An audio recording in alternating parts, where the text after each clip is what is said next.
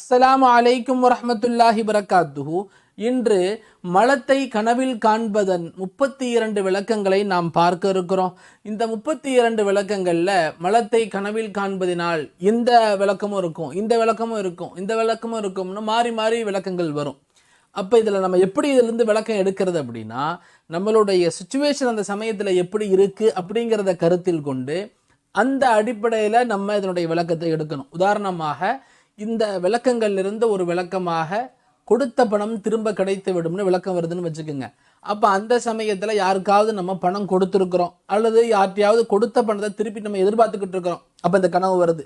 இப்போ நம்ம விளக்கம் எடுத்துக்கணும், கொடுத்த பணம் திரும்ப கிடைப்பதற்கான விளக்கம் இது அப்படின்னு சொல்லி. இது போன்று நம்முடைய சூழ்நிலையை அடிப்படையாக வைத்து இந்த விளக்கங்களை நம்ம அறிந்து கொள்ளணும். முதலாவதாக, மலத்தை ஒருவர் கனவில் காண்கிறார் என்றால் அவர் முன்னரே ஒன்று செல்வந்தராக இருப்பார் அல்லது விரைவில் செல்வந்தராகி விடுவார் என்பதனுடைய அடையாளமாகும். இரண்டாவதாக, ஒருவர் தான் மலம் கழிப்பதாக கனவில் காண்கிறார், மேலும் அந்த மலம் காய்ந்ததாகவும் கடினமானதாகவும் இருக்கிறது என்றால் அவர் ஆரோக்கியமாக இருக்கும் நிலையிலேயே தன்னுடைய பொருளாதாரத்தை செலவு செய்வார் என்பதனுடைய விளக்கமாகும். அதாவது அவருடைய கடைசி காலத்தில் அந்த பொருளாதாரத்தை செலவு செய்வதற்கு பதிலாக அவர் ஆரோக்கியமாக இருக்கும் நிலையிலேயே சம்பாதிச்சுக்கிட்டே இருப்பார், அதை செலவு செஞ்சுக்கிட்டே இருப்பார். மூன்றாவதாக, ஒருவர் தான் மலம் கழிப்பதாக கனவில் காண்கிறார், மேலும் அந்த மலம் மிக இலகுவானதாக அது மோஷன் டைப்பில் அதை பார்க்குறார் அப்படின்னு சொன்னால் அப்பொழுது அவர் நன்றாக செலவு செய்வார் என்பதனுடைய அடையாளமாகும். நான்காவதாக, ஒருவர் மலம் கழிக்கிறார், அதனை மக்கள் பார்க்கிறார்கள், மக்கள் பார்க்கும்போது இவர் மலம் கழிக்கிற மாதிரி கனவுல பார்க்கிறாருன்னு சொன்னால் இவருடைய ஏதேனும் ஒரு குறை மக்களிடத்தில் வெளிப்படும், இவர் கவனமாக இருந்து கொள்ள வேண்டும் என்பதனுடைய அடையாளமாகும். ஐந்தாவதாக, ஒருவர் கனவில் காண்கிறார், இவருக்கு மலம் கழிக்கும் எந்த எண்ணமும் இல்லை, ஆனால் திடீரென்று மலம் தானாக வெளிவந்து விடுகிறது என்றால் எங்கிருந்தேனும் இவருக்கு பொருளாதாரம் வர இருக்கிறது என்பதனுடைய அடையாளமாகும். ஆறாவதாக, ஒருவர் படுக்கையில் தான் மலம் கழிப்பதாக பார்க்கிறார் என்றால் இவருடைய மனைவிக்கு அவர் தலாக்கு விடுவார் அல்லது இவருடைய மரணம் வரை தொடர இருக்கின்ற ஒரு கடுமையான நோயினால் இவர் பாதிக்கப்பட இருக்கிறார் என்பதனுடைய அடையாளமாகும். ஏழாவதாக, ஒருவர் மலம் கழிக்கிறார், அதனுடைய துர்வாடை அவருக்கு வீசுகிறது, அது அவருக்கு மிக மோசமாக தெரிகிறது.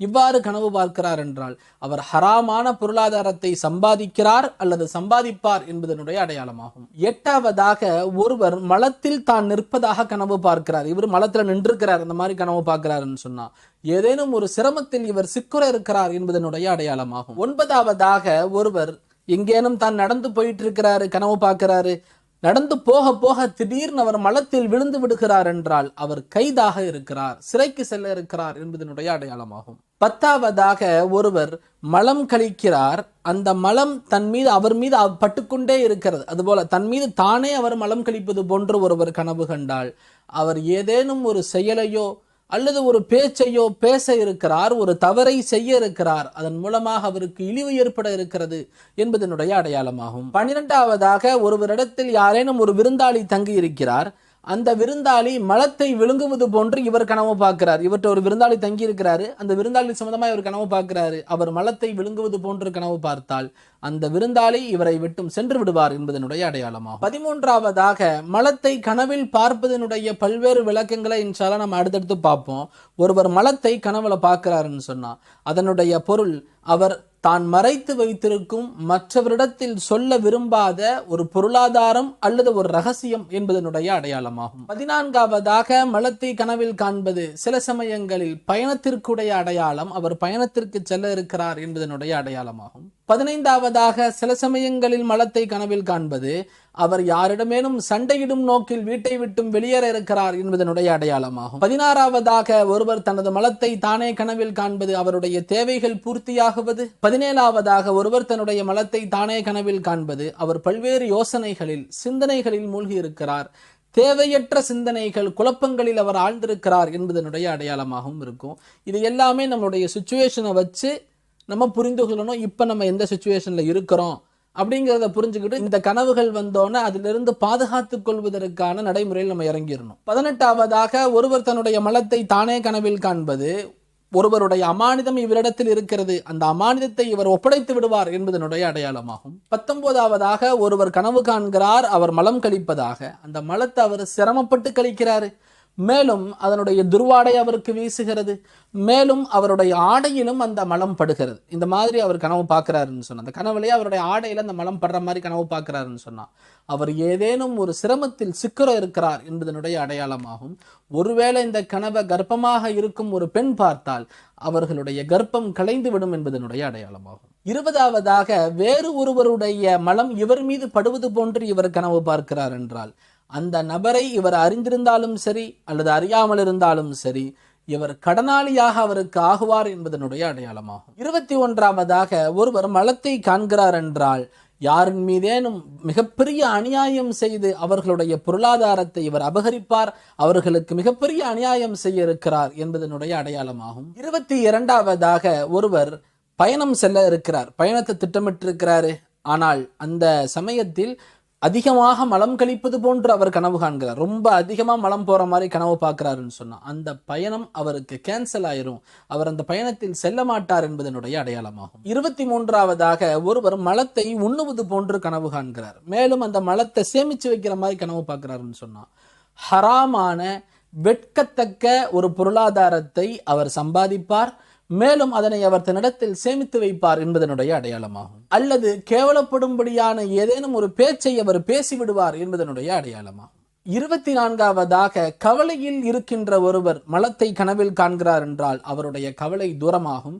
25வதாக செல்வந்தராக இருக்கும் ஒருவர் மலத்தை கனவில் காண்பாரேயானால் அவர் அந்த செல்வத்திற்கான ஜகாத்தை கொடுத்திடுவார் என்பதனுடைய அடையாளமாகும். 26வதாக ஒருவர் தன்னுடைய ஆடைக்குள்ளேயே மலம் கழித்து விடுவாரேயானால் அவர் சுய உணர்வுடன் மிக மோசமான ஒரு செயலை செய்ய இருக்கிறார் என்பதனுடைய அடையாளமாகும். 27வதாக ஒருவர் கழிவறைக்கு சென்று மலம் கழிப்பது போன்று கனவு பார்க்கிறாருன்னு சொன்னா, கனவுலையே பார்க்கிறாரு, இவர் கழிவறைக்கு போய் மலம் கழிப்பதாக பார்த்தாருன்னா இவருக்கு கவலைகள் தூரமாகும், கடன் இருந்தால் கடன்கள் அடையும், மேலும் மற்றவர்களை சார வேண்டிய ஹக் இவரிடத்தில் இருந்தால், மற்றவர்களுடைய உரிமை இவர்களிடத்தில் இருந்தால், அல்லது பணம் இருந்தால், பொருள் இருந்தால் அதனை அவர் திருப்பி தந்துடுவார், அந்த ஹக்கை நிறைவேற்றி விடுவார் என்பதனுடைய அடையாளமாகும். 28வதாக ஒருவர் தனது கீழ் ஆடையில் மலம் கழிப்பது போன்று கனவு பார்க்கிறார் என்றால் அவருடைய ஃபேண்ட்ல அல்லது அவருடைய லுங்கியா அல்லது அவருடைய வேட்டியில மலம் கழிப்பது, தானா மலம் கழிக்கிற மாதிரி கனவு பார்த்தாருன்னு சொன்னா இவருடைய மனைவியின் மீது அவர் அளவுக்கு அதிகமான கோபம் கொள்வார் என்பதனுடைய அடையாளமாகும்.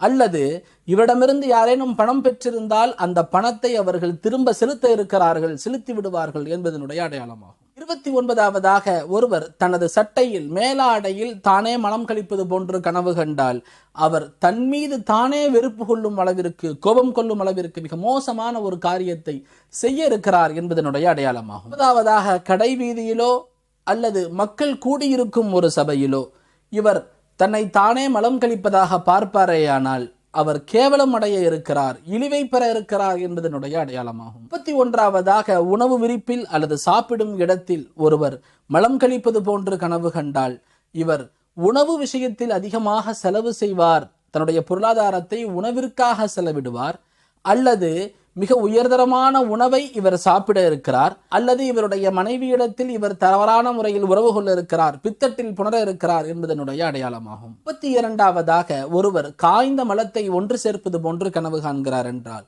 ஒருவேளை அவரிடத்தில் தோட்டம் இருந்தால் அந்த தோட்டத்தின் மூலமாக இவருக்கு நல்ல பொருளாதாரம் வர இருக்கிறது, அந்த தோட்டத்தில் நல்ல விளைச்சல் ஏற்படும், அதன் மூலமாக இவருடைய பொருளாதாரம் பெருக இருக்கிறது என்பதனுடைய அடையாளமாகும். ஒருவேளை அவர் நிலத்திற்கு சொந்தக்காரராக இருப்பாரேயானால் அந்த நிலம் விவசாய நிலமாக இருக்குமேயானால் அவர் அந்த நிலத்தின் மூலமாக அவருக்கு நல்ல விளைச்சல் ஏற்படும், அதன் மூலமாக மிகப்பெரிய பொருளாதாரத்தை அவர் சம்பாதிப்பார் என்பதனுடைய அடையாளமாகும். அவ்வாறு இந்த கனவை ஏழையாக இருக்கக்கூடியவர் ஒருவர் கண்டால் ஜக்காத் சதகாக்களின் மூலமாகவே அவர் செல்வந்தராகி விடுவார், மற்றவர்களுடைய ஜக்காத் உதவிகள் இவருக்கு கிடைக்கும், அதன் மூலமாக இவர் தேவையற்றவராகி விடுவார், செல்வந்தராகி விடுவார் என்பதனுடைய அடையாளமாகும். அவ்வாறு இந்த கனவை பணத்தின் மூலமாக வியாபாரம் செய்யக்கூடியவர், தங்கத்தின் மூலம் வியாபாரம் செய்கிறவர், அல்லது கரன்சி வியாபாரம் செய்கிறவர், அல்லது எக்ஸ்சேஞ்ச் பண்றவங்க, பணத்தை கரன்சி எக்ஸ்சேஞ்ச் பண்றவங்க, இவர்கள் இந்த கனவை கண்டால் அவர்களிடத்தில் வட்டியின் மூலமாக பெறக்கூடிய பொருளாதாரத்தை அவர் சேகரிப்பார் என்பதனுடைய அடையாளமாகும். இவைகள் மலத்தை கனவில் காண்பதனுடைய 32 விளக்கங்கள். இந்த 32 விளக்கங்கள்ல நீங்க கனவை பார்க்கும் போதே உங்களுக்கு அந்த சூழல் புரிஞ்சிருக்கும். இந்த விளக்கங்கள் நம்முடைய சுச்சுவேஷனுக்கு தகுந்த மாதிரி, இப்போ எந்த சுச்சுவேஷன்ல இருக்கிறோம், நம்ம யாரு, அப்படிங்கிறத பொறுத்து இந்த விளக்கங்களை நம்ம சரியா பொருத்திக்க முடியும். அப்படிப்பட்ட சுச்சுவேஷன்ல தான் இந்த கனவினுடைய விளக்கமும் வரும். இந்த வீடியோ நிறைவடைஞ்சோடனே கனவு சம்பந்தமான ஒரு சில டிப்ஸ் கொண்ட ஒரு கிளிப்பை இன்ஷால்லா இதோட நான் பொறுத்துறேன், அதில் நீங்கள் தெரிந்து கொள்ளலாம். மேலும் கனவு சம்பந்தமாக நம்ம ஏற்கனவே பேசி இருக்கக்கூடிய வீடியோஸை இந்த வீடியோவினுடைய கடைசியில் இன்ஷால்லா லிங்க் பண்ணுறேன், தாங்க பார்த்து தெரிந்து கொள்ளலாம். அல்லாஹ் சுப்ஹானஹு வ தஆலா நம் அனைவருடைய வாழ்வையும் நலவாக்குவானாக, நமது குடும்பத்தார்களை பாதுகாத்தருள் புரிவானாக. இதுபோன்ற பல்வேறு தலைப்புகளும் சாதியா மீடியா தொடர்ந்து பயணித்து வருகிறது. தாங்களும் அது சாதியா மீடியாவை சப்ஸ்கிரைப் செய்து கொள்ளுங்கள். இந்த வீடியோ தங்களுக்கு பயணத்தை லைக் பண்ணுங்க, இதை மற்றவர்கள் வரை ஷேர் செய்யுங்கள். இன்ஷால்லா மனிதரைப்பில் சந்திப்போம். அஸ்ஸலாமு அலைக்கும் வரஹ்மத்துல்லாஹி வபரகாத்துஹு. இந்த விளக்கங்கள்ல உங்களுக்கு சந்தோஷமானது வந்திருக்கலாம், அல்லது உங்களுக்கு வருத்தமானது வந்திருக்கலாம். சந்தோஷமானது வந்திருந்தா அல்லாஹ்வுக்கு நீங்க ஷுக்ர் செய்யுங்க.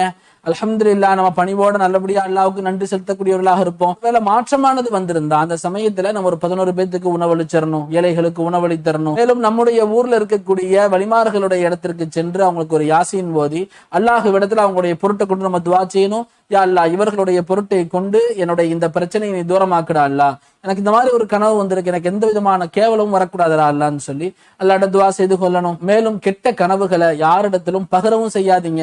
நீங்க கெட்ட கனவுகளை பகிர்ந்து அவங்க ஏதாவது வாயிலிருந்து சொல்லிட்டாங்க அப்படின்னு சொன்னா அப்படியே அது உங்களுக்கு நடந்துரும். அது ரொம்ப ரொம்ப ஆபத்தானது. எனவே நம்ம என்ன செய்யக்கூடாது, யார்கிட்டையும் கெட்ட கனவுகளை பகிரக்கூடாது. மேலும் நம்முடைய எல்லா கனவுகளுடைய வீடியோலையும் நம்ம சொல்றது, கனவுங்கிறது வாழ்க்கை அல்ல. இந்த கனவு வந்துருச்சு உடனே நம்ம பயங்கரமான பிரச்சனையில மூழ்க போறோம், அப்படிலாம் கிடையாது. அல்லாஹ் நமக்கு கொடுக்கக்கூடிய ஒரு எச்சரிக்கை தான் கனவு. இந்த மாதிரி உனக்கு ஒரு பிரச்சனை வர இருக்குப்பா, பாதுகாத்துக்க, இந்த செயலை செய்யாத, இதுக்குள்ள நுழையாத, அப்படிங்கிறதுக்கான ஒரு எச்சரிக்கை தான் கனவே தவிர கனவு வாழ்க்கை அல்ல. எனவே நம்ம உஷாராயிக்கணும், உடனே ஒரு சதக்கா செய்யணும், நல்லபடியா அல்லாட்ட உதவி தேடணும். நம்ம எந்த தவறான காரியத்துக்குள்ள நுழைய இருக்கிறோமோ அதுல இருந்து நம்ம பாதுகாத்துக்கணும். நமது அல் மதரசத்து சாதியாவின் ஆரம்பம் முதல் தற்பொழுது வரையிலான தொடர் பணிகள் தங்களின் பார்வைக்கு சமர்ப்பிக்கப்படுகிறது. அத்துடன் பாடத்திட்டம் மற்றும் மாணவர் சேர்க்கையின் விவரம் வருமாறு: ஹிஃப்லு வகுப்பில் சேர்வதற்கான தகுதிகள்: அவர்களின் அன்றாட தேவைகளை அவர்களே பூர்த்தி செய்து கொள்ள தெரிந்திருக்க வேண்டும். ஹிஃப்லு மாணவர்கள் குறைந்தது 12 வயதை அடைந்தவர்களாக இருக்க வேண்டும். ஆலிம் வகுப்பில் இணைவதற்கான தகுதிகள்: குர்ஆனை சரளமாக ஓத தெரிந்திருக்க வேண்டும். குறைந்தது 15 வயதை அடைந்தவராக இருக்க வேண்டும். நமது பாடத்திட்டத்தின் சிறப்பம்சங்கள்: நமது மதரசாவில் ஹிஃபுல் தஜ்வீதுடன் கற்றுத்தரப்பட்டு 2 முதல் 3 ஆண்டுகளுக்குள்ளாக ஹாஃபிலாகுவதற்கான அனைத்து பயிற்சிகளும் வழங்கப்படுகிறது. 5 வருட ஆலிம் வகுப்பு முறையாக நடைபெற்று மாணவர்களுக்கு ஆலிம் பட்டம் வழங்கப்படுகிறது. மாணவர்களின் வாழ்வு முழுக்க பயன்படும் ஒழுக்கங்கள், துஆக்கள், சட்டங்கள் கற்றுத்தரப்படுகிறது. சிறந்த கல்வியும் சிறந்த உணவு மற்றும் பராமரிப்பு மாணவர்களுக்கு வழங்கப்படுகிறது. நமது மதரசாவில் தங்களின் ஆண் பிள்ளைகளை சேர்க்க விருப்பமுள்ளவர்கள் மாணவர் சேர்க்கை என்று கீழ்கண்ட 9361565644 என்ற எண்ணிற்கு வாட்ஸ்அப் செய்யவும். தங்கள் வரை விவரம் அனுப்பி வைக்கப்படும். நமது மதரசாவின் மாணவர்களுக்கான உணவு செலவு, உஸ்தாதுமார்களின் சம்பளம், சமையல்காரரின் சம்பளம், தண்ணீர் செலவு, மற்ற இதர பராமரிப்பு செலவுகள் அனைத்தும் பொதுமக்களின் உதவிகள் மூலமே நடைபெற்று வருகிறது. மதரசாவிற்கு உதவிட விருப்பமுள்ளவர்கள் மதரசா என்று மட்டும் டைப் செய்து கீழ்கண்ட 9361565644 என்ற எண்ணிற்கு வாட்ஸ்அப் செய்தால் போதுமானது. தங்கள் வரை விவரம் அனுப்பி வைக்கப்படும். வல்ல ரஹ்மான் அல்லாஹ் தாலா தங்களின் அனைத்து விதமான தேவைகளையும் பூர்த்தி செய்து சகலவிதமான நலவுகளையும் பரக்கத்துகளையும் தந்தருள் புரிவானாக. ஆமீன். இப்படிக்கு அல் மதரசத்து சாதியா தாராபுரம்.